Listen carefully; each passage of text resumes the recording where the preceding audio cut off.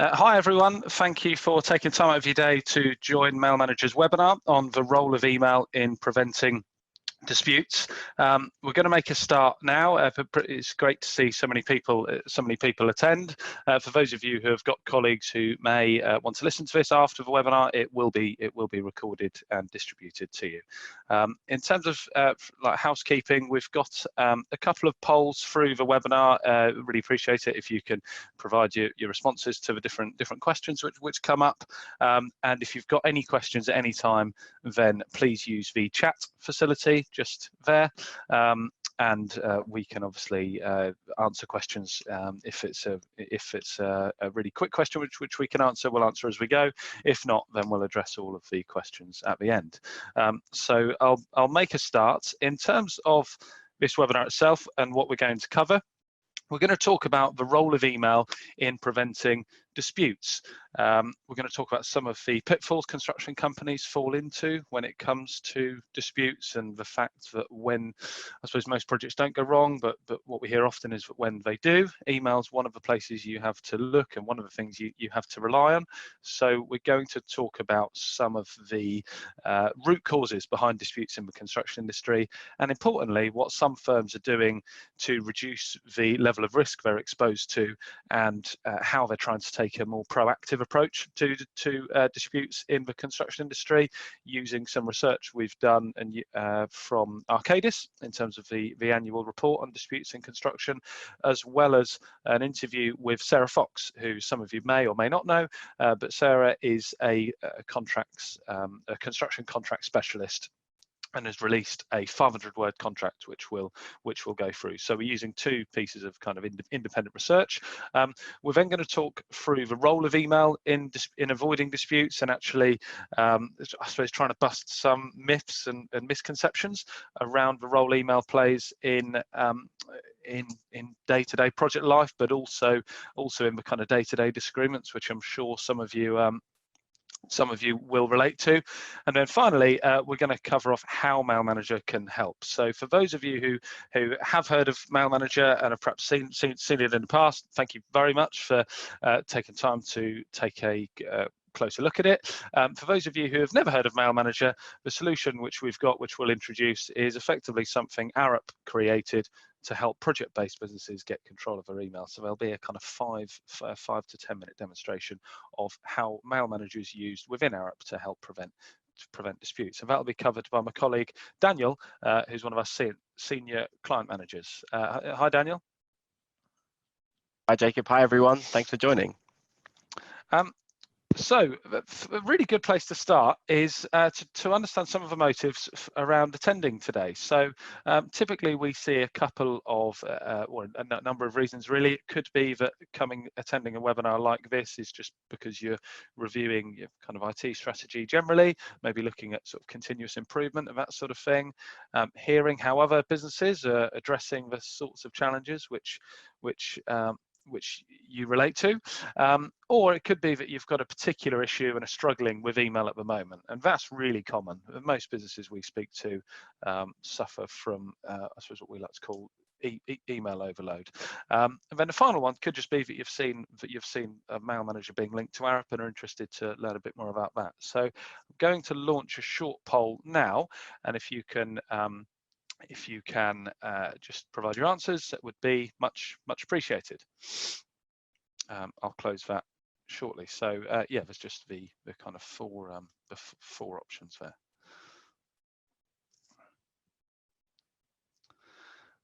Okay, so I'll just move on to the next slide now. So disputes in construction. I'm sure everyone on this will have either experienced a kind of project disagreement or project dispute in the past, or will have known someone who has. And the big report, which everybody looks to, is the Arcadis disputes report. It's an annual report, and I'd really recommend anyone kind of goes to look at it after this, because it provides a really good insight across the industry. Really, lots of research can naturally be engineered more towards larger firms, but it actually provides a really good summary of how disputes happen and how they affect small to medium-sized enterprises as well as your larger businesses. So in terms of a global picture of disputes in construction, it won't really come as any surprise to anyone that disputes cost an awful lot of money, and the average value of them is really, really high, and they take an awfully long time to resolve. One of the kind of big things which we're going to touch on today is why they happen, and some of the things which the industry can do better to reduce the level of risk which they're exposed to. And a lot of that focuses around taking a more proactive approach, because both in the US and the UK, the vast majority of disputes are resolved after they've actually happened.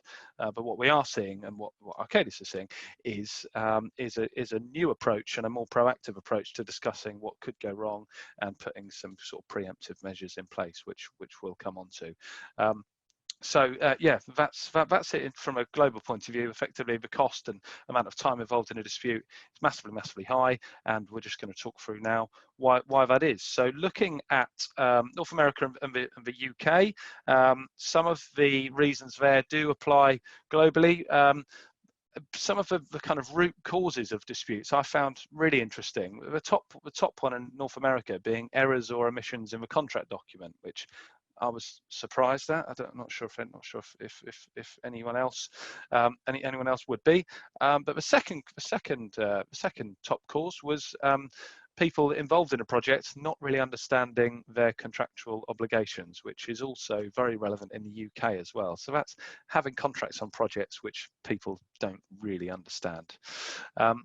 Final one is poorly drafted or unsubstantiated claims, and I'm sure everyone on this before has been in that position where somebody's effectively trying it on, or is kind of starting to play project blame game, and sort of common sense goes out of the window, and that's particularly where audit trails become really, really important. So yeah, I suppose in summary, both in North America and the UK, the role the contract plays and making sure everybody understands the contract, particularly those who are administering it, is really, really important. But also there's some obvious links to companies just having really poor record keeping on projects. But in terms of, I suppose, why disputes happen and why we end up with errors or omissions in contract documents, or why we end up with unsubstantiated claims, there's some common trends which definitely apply, hopefully apply to, and to apply to lots of yourselves who have took the time to attend today. So supply chain risk transfer is a top one, and that's really around how the construction industry has got to this point where effectively a main contractor's job, or part of a main contractor's job, is to chop up risk on a project and see how much of that they can divide and pass on to different people involved in the project. What does come up, particularly in the UK, with particularly in the UK with the Grenfell Tower tragedy, was it was really difficult to understand who was responsible for what, and effectively if something goes wrong, whose fault is it. But also applies it in North America because of the sheer scale of projects as well. So supply chain risk transfer absolutely is a common trend which presents, I suppose, makes projects awkward. Naturally, everybody knows how tight margins have become and how squeezed fees have become, and what that really means is that we end up with companies bidding on projects with at an unsustainable level, meaning they're having to make some really quick short-term decisions on projects, which is difficult. And naturally, the correlation between kind of suicide bidding on projects and disputes is a really, really obvious one. Probably one which has been evident for a number of years is scope creep. So generally in the industry, there's a slight, we see a slight lack of sophistication around project controls, and trying to be really clear up front at the start of a project in terms of what is and isn't included, but things like variations and change control being really challenging, especially if there's any of you on here from a sort of architecture and engineering sector, where I'm sure the guys who are delivering your projects absolutely love their job and probably don't like the thought of telling clients this is extra and that's extra. And generally there's a lack of formality, I suppose, which tends to mean that we realise we've over-serviced a project when it's kind of too late. So I suppose two things really. One is a natural kind of really heavy pressure on companies to deliver projects for a certain price, which means that they're having to make some tough decisions. Scope creep being a really big challenge, particularly if you don't really have a formal process, or if at the moment you know people in your business who are better at change control than others. That's a really difficult task. And then the final one is access to justice and advice. If you're a small to medium-sized firm, you probably don't have the luxury of an in-house legal team, but because of the costs involved, it naturally is slightly biased against small to medium-sized firms. So in the UK, we see most disputes resolved before they get to a courtroom, because we all want to avoid going to court, A, for the time, but B, because we all know it's really expensive. In terms of the future, which I suppose is some of the takeaways which we hope you can take from this webinar, is some of the early dispute resolution methods.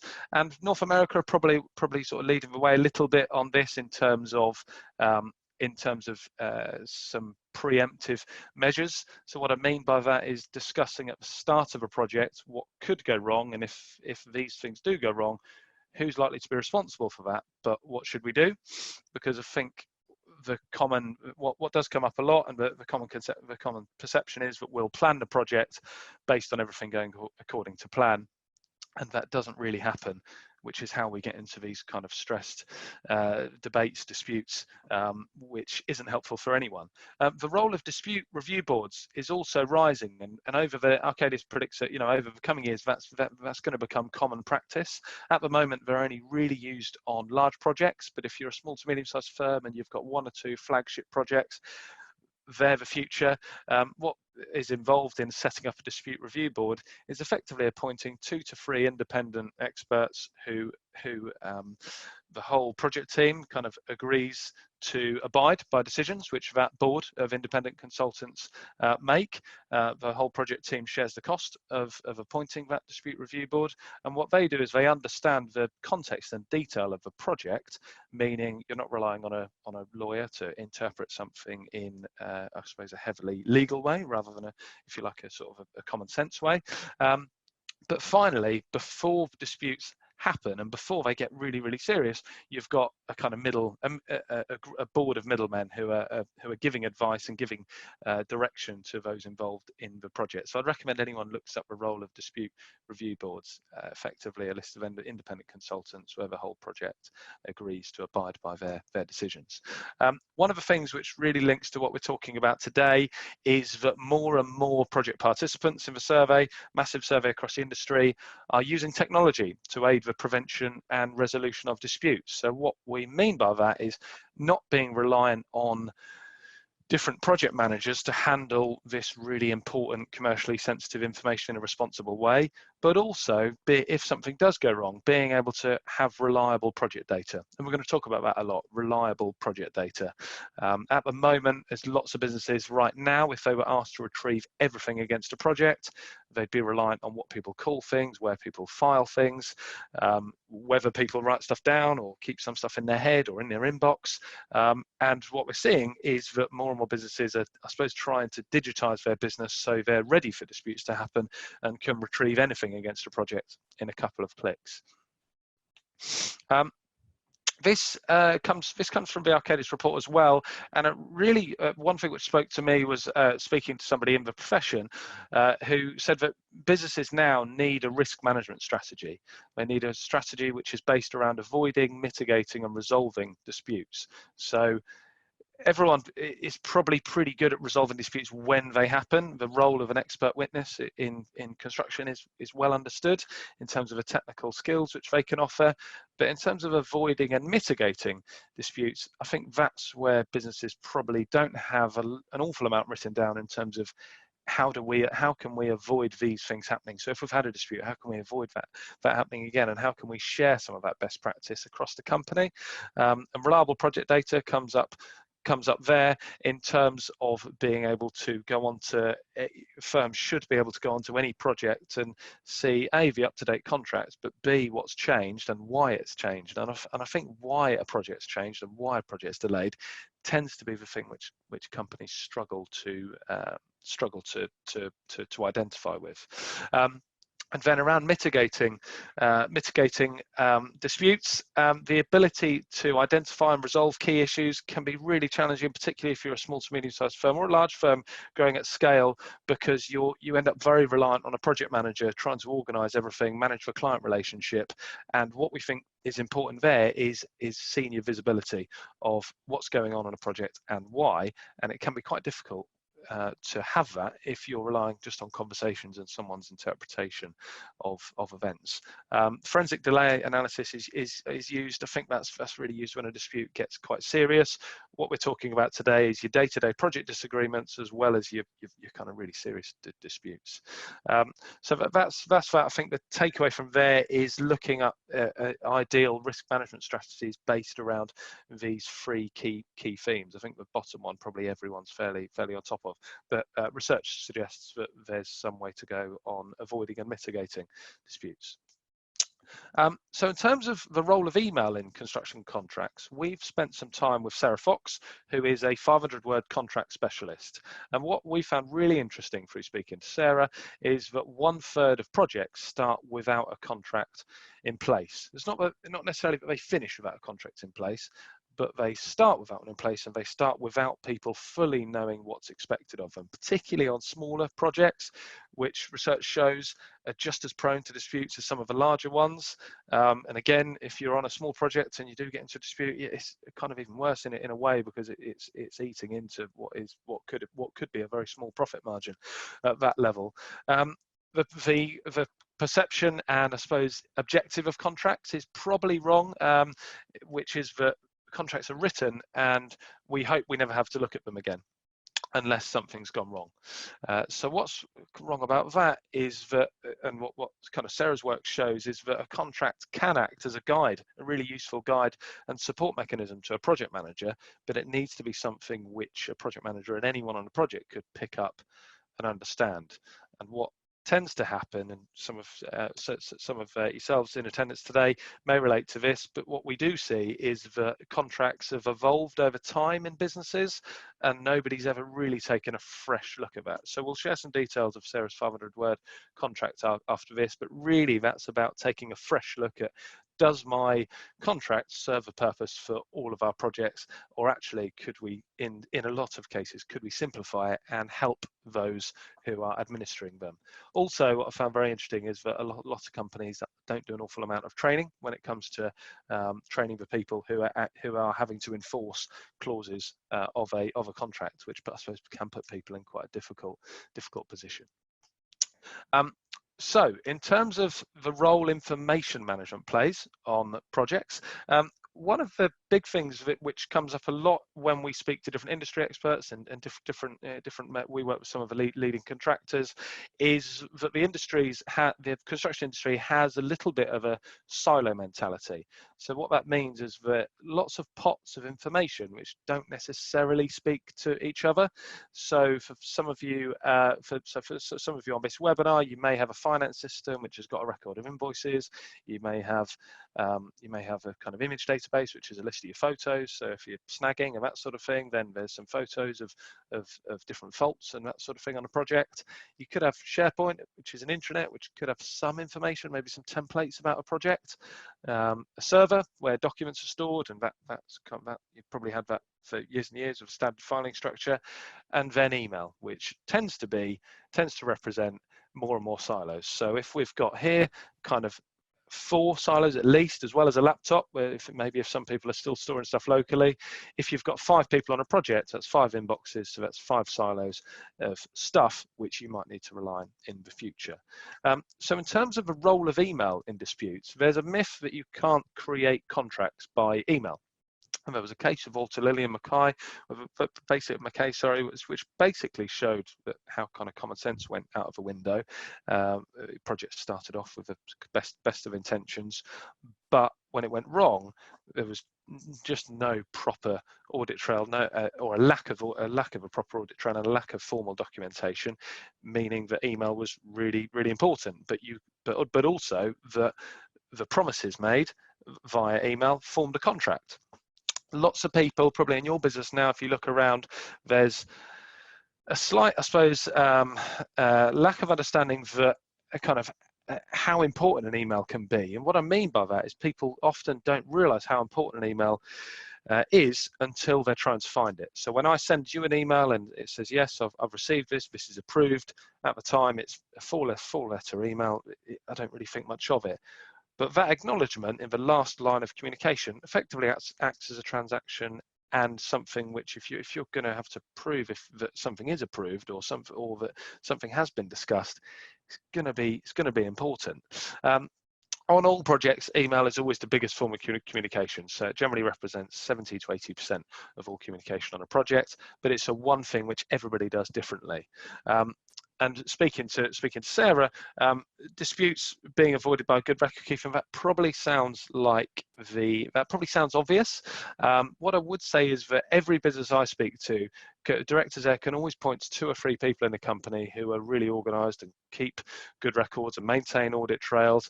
And those are the guys who I suppose you kind of you trust when things do go wrong, and they're not the ones who you worry about. But then naturally, that's not everyone's skill set, and equally, particularly with design and kind of creative based roles, they're not, that isn't I suppose part of the minimum requirements. You want someone who can do the job first, and I'd say the kind of maintaining good audit trails and being able to organise themselves is or being able to organise their projects is a nice to have. So our vision really is that we want everyone in your business to represent that audit OCD person which you have at the moment, because it's probably not realistic to expect and ask people to maintain the same level of records as that individual in your company.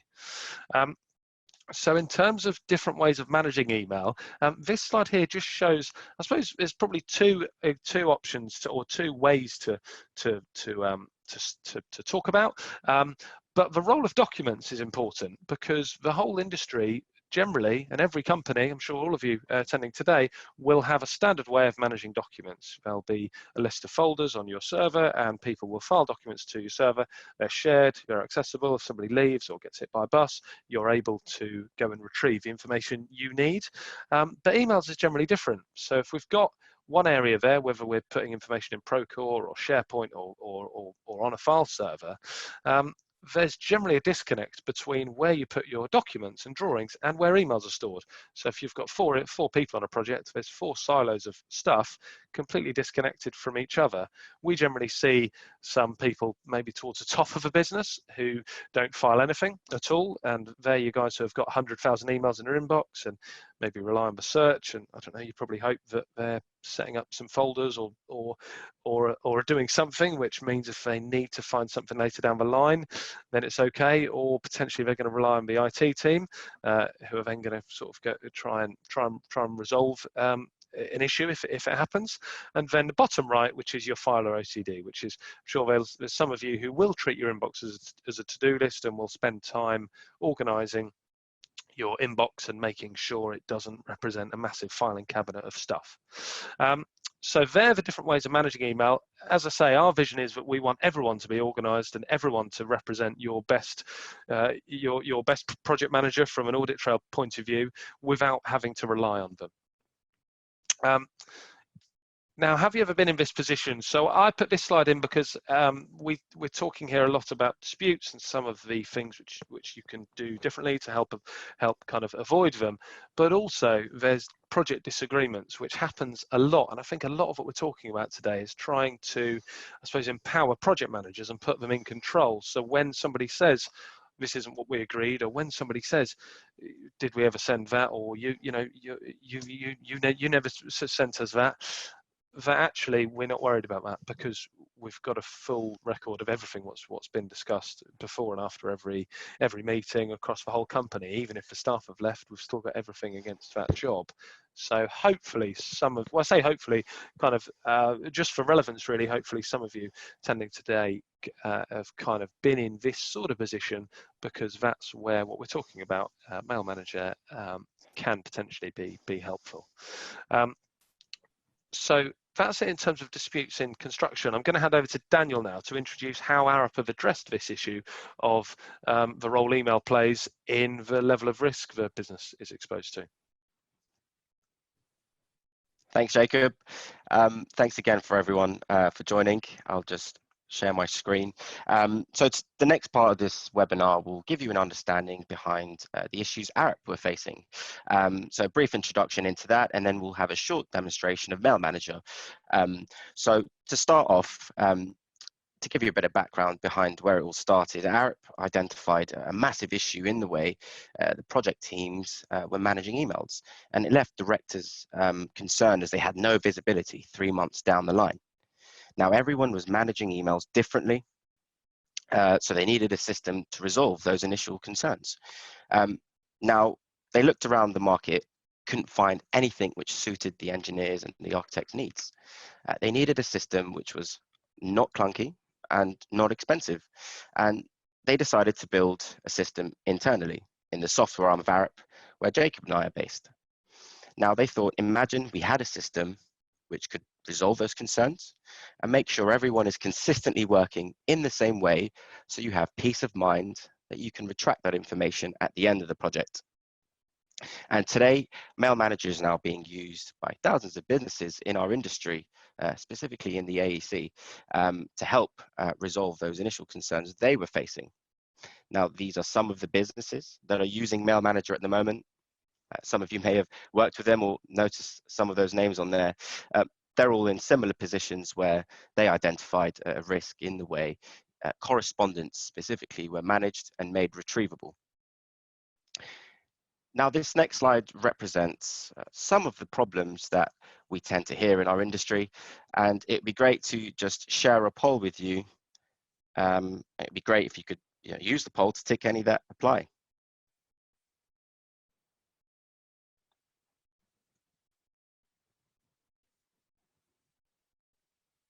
Just give you a couple of seconds to do that, and then we'll share the results.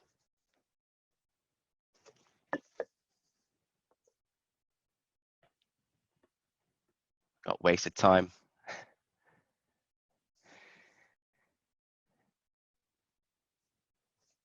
Really interesting results. Thanks all for putting some time in doing that. So the most popular one there is wasted time, and that is something we all tend to hear around emails and the way correspondence is managed. Quite importantly, risk is high up there as well.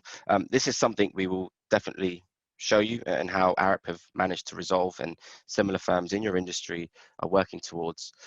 So really appreciate you doing that, guys.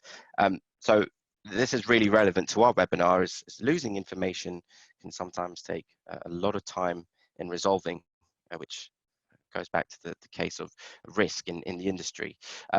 So with that said, I mentioned I've got a short 10-minute presentation of Mail Manager to give you an idea of how the system works and how we've helped similar businesses in your industry. Now I've got a few examples to show you, one which I need to make sure is accessible by the rest of the team. So this email from Mario is regarding a quote. Now I need to make sure that this quote is not only accessible by Mario and I, but the wider team who need access to it, who have permission to view it. When I close the email, Mail Manager will make sure that that goes to the relevant project area of the business, whether that's on the file server or in SharePoint. And it will correctly predict where it should go, using machine learning to pick up my behaviors of filing, and it will scan through the email to understand and pick up any keywords used, and in one click, the email is safely filed and then stored into the correct area of the business. And the idea here is to make sure that 3 months down the line, you have confidence you can retrieve that contract or quote, in this case, in seconds. One more example to show you before we go into the search, and that's emails that get sent. And you may or may not agree, but sent emails are typically the most important to retrieve later down the line. This will ensure that you have an audit trail of everything that's left the business. Typically, we see with businesses we've worked with is they only have half the story at times, or who said what, and then it goes back to the blame game, as Jacob mentioned. So with this example from Hugh, my colleague Hugh, is regarding the cladding that was used on the project. I need to reply to the email saying, after a call we had together, we need to make some adjustments. Please proceed with the changes in this example. And when I send the email, Mail Manager will ensure that the entire email received and sent is put in the right collection of the business. And now this gives confidence to everyone in the business that they can access it at any time. And when I press send and file, two things happen there. The email from Hugh is filed and the response is also filed, making two emails retrievable. And I haven't even had to dig through my sent items to access that down the line. Now what I'll do is go into the search function and show you how the emails are retrievable. Now you can open the search function through the ribbon of Outlook, and this window will open. Now, two or three examples I could show you today, and that was a very specific keyword, which we tend to look for in Outlook. This could be drawings, cladding, or whatever it is you might be looking for in the body of the email. In this example, this will search through 300,000 emails, which I may or may not have been involved in, but I had permission to view this. So if I enter the words cladding, this retrieves nearly 300 emails with the word cladding somewhere in the email. Using the refinements, this will reduce the time spent, as some of you mentioned, in identifying what needs to be done next. I can refine with attachments, and I can insert who I thought it was between. And I know that Lucy, in this case, it might have been John who was involved, but I wasn't sure the individual involved, so I can also type company name, and now I've identified that Jacob was actually the individual who was involved, and I haven't even had to put his name in. This gives you peace of mind that everything is retrievable from a simple keyword used. An alternative to that is searching by project. Now you can filter by location and search for some of the client projects, or also some of the projects you're working on internally. I can select the Fitzroy project. Now this is 3,000 emails, which have all been filed and accessible to the wider team. Now at the end of the project, I need to retrieve that one important email, which I know is in the folder. I knew it was in the last year. And again, I knew it contained an attachment. And I also knew that my colleagues Bradley and Guy were involved. And that's 11 emails between two of my colleagues. And now I can find the price change on the project and filter by sent date. This is the most recent email on the project between the two. This gives you a really quick way to identify the next step. Typically what we see is the context of a project typically stays in your inbox. This makes it retrievable instantly. One more example to show you is the social map, which some of you may have seen before. This is an alternative way to view the data you have access to, even if people have left the business, which typically is what we tend to hear in the industry. You need quick access to what's the last thing that has been said. So if I enter a location here and use, let's have a look.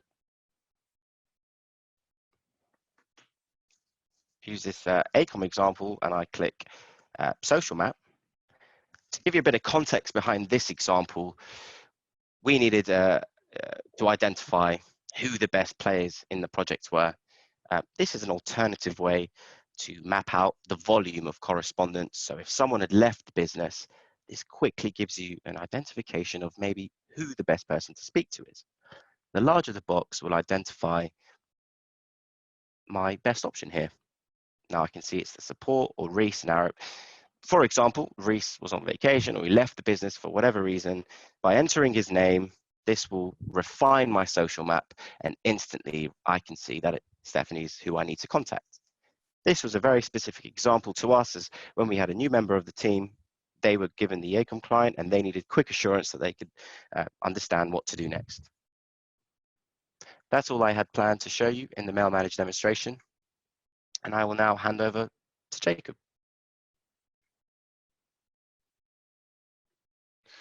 Thanks, Daniel. So just before we close off, be really useful to understand, or if anyone's got any questions, effectively, Daniel, perhaps if you keep sharing your screen, just in case we kind of answer any of the questions through showing the product. So if anyone's got any questions at all, just the chat facility on the right-hand side. I don't know, sort of questions which come up can be things around mobile capability, duplication, where stuff gets stored, anything really. If now's an opportunity to ask, and we can show you.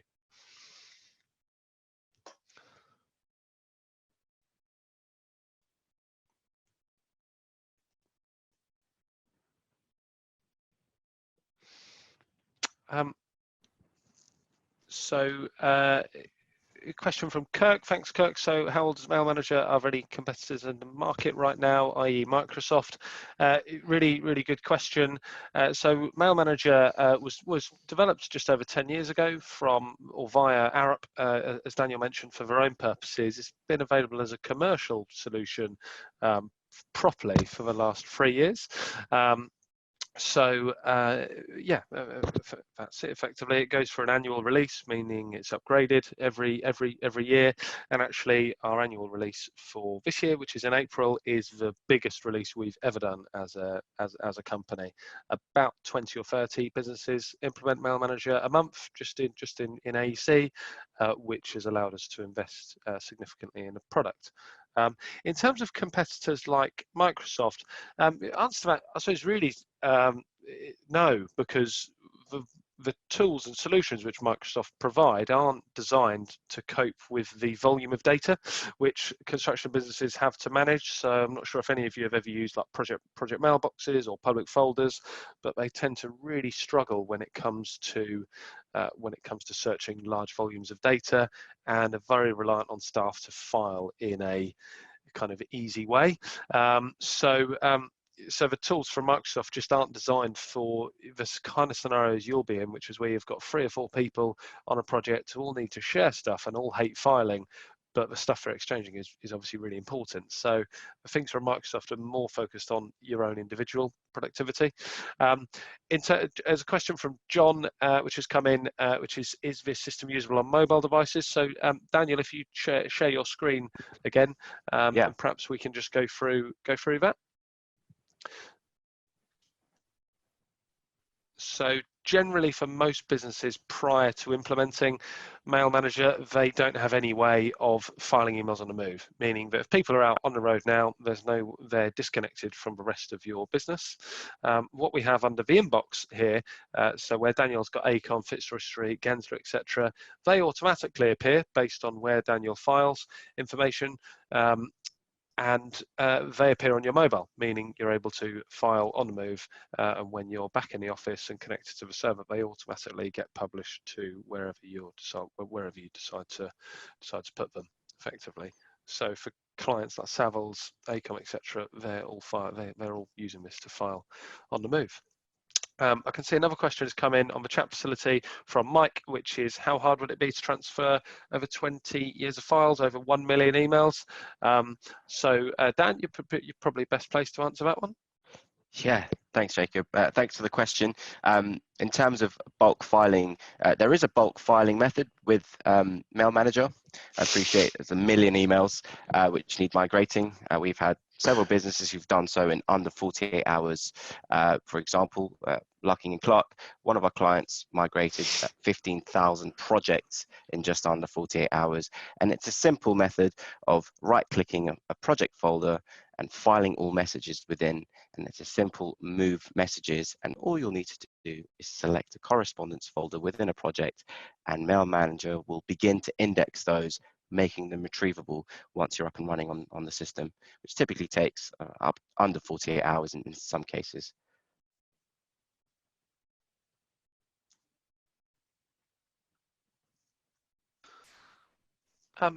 So a question from John Wilson, which come in, which is, does the search system work on a mobile device as well as the filing? So really good question. So you're able to search the emails which you filed from your mobile.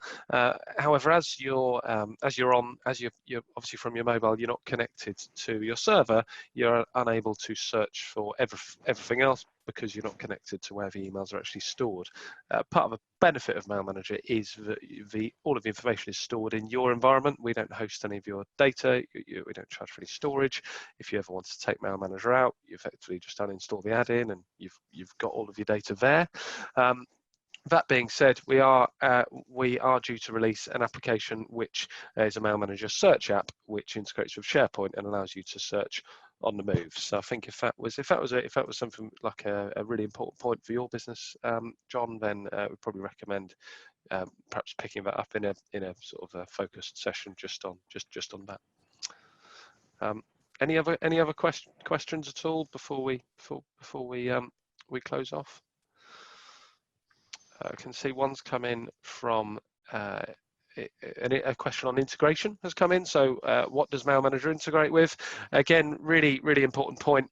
So Mail Manager integrates with lots of the key and I suppose best of breed document storage options, including Dropbox, OneDrive, SharePoint. So if you use Office 365, Mail Manager can sit within that. We can integrate with your file server, obviously, but also other common data environments, because if you're using a common data environment at the moment, like Viewpoint or ProjectWise, two which we integrate with, then you probably find that documents and drawings are going in there, but not emails. And this can be a really effective way to do that. We're also in the process of partnering with Procore. So if any of you are using Procore, then that would certainly be worth considering putting your emails into Procore. So I'm just going to share my screen now, because thanks very much to everyone who's asked questions. If any more do come up, then I'll answer them.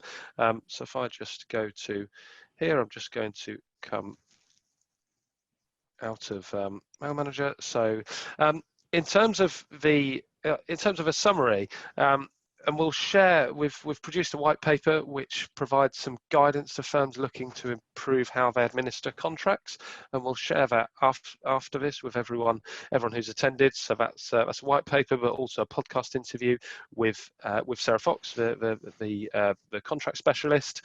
But certainly some of the takeaways should focus, and things I suppose to remember, are to focus on contract training and writing, and maybe if your business is one of them whose contract has evolved over time and could be simplified in some cases. Generally in the industry, we're starting to move away from thinking that just having all of our stuff in an archive is okay, and that actually all information needs to be available against a project rather than just against an inbox. And then I suppose if anyone actually is looking at Mail Manager and thinking that, yeah, that could add some value to my business, it could reduce the amount of time we spend on claims, for example, or reduce the amount of time we spend looking for information, then we'd recommend setting up a more kind of tailored, slightly longer demonstration. And then if that was something which, if after that point you still thought this was worthwhile, then clients generally trial Mail Manager in their business for a couple of weeks. And in that way, you can actually tell if people are going to use it and benchmark and test what the return is. Some of our clients, Gensler Architects, trialed Mail Manager for a month and were able to work out that it was saving 4 hours per person per week, because they'd only ever had access to their own emails rather than access to everything. So if there's no other questions at all, I'll just have one more check. So if there's no other questions at all, then I'll just thank you all very much for joining, and have a great rest of your day. Thank you, Daniel, as well. Thank you, Jacob. Thank you, everyone, for joining. Hope you found it useful. Bye, everyone.